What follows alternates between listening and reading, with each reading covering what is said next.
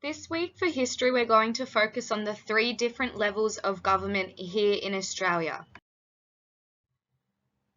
So Australia is a representative democracy in which all Australians over 18 years vote for people to represent them and make decisions on their behalf.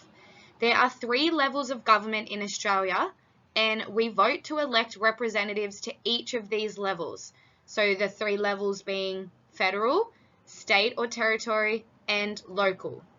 You can see here by the infographic, it's broken up into the three different levels.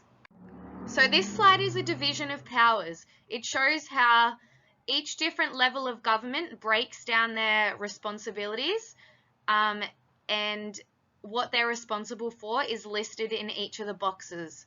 So the Constitution allows for lawmaking powers to be divided between the Commonwealth, the states and territories, and local government. You can see here in this box that the premiers are responsible for schools, prisons, roads, electricity, mining, and lots of other things. So you can just pause this video and have a look at what each different each different level of government is responsible for, because it's actually quite interesting to see which level of government is responsible for what. So now we're going to just focus on the federal government.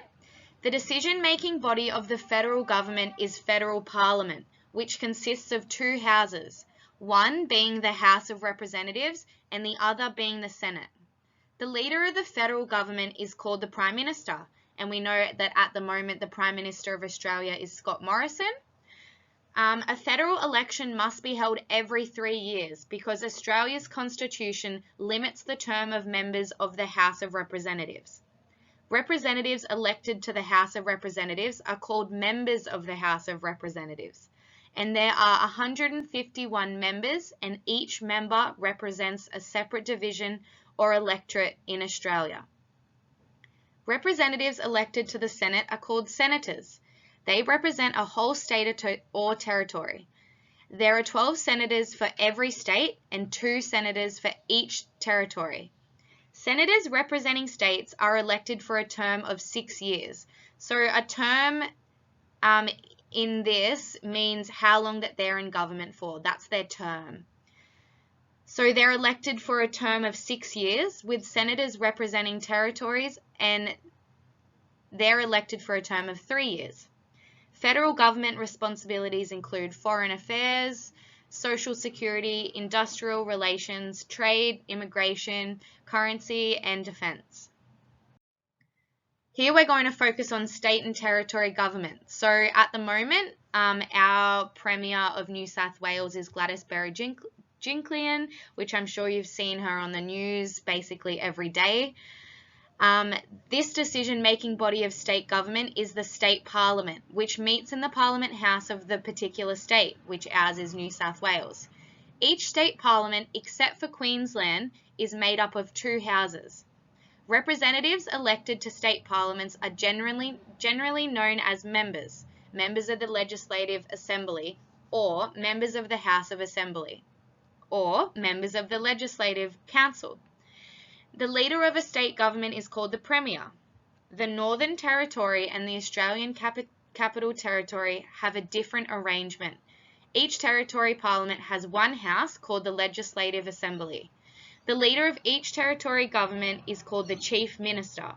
So instead of their leader being called the Premier, just like ours is in New South Wales, their leader is called the Chief Minister. State and territory governments' responsibilities include justice, consumer affairs, health, education, forestry, public transport, and main roads. And here on the left is a picture of our Premier, and she has been the Premier of New South Wales since 2017. So now we're going to talk about local government.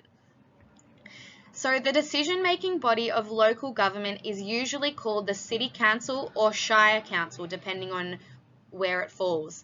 Councils are established by state governments to look after the particular needs of a city or local community.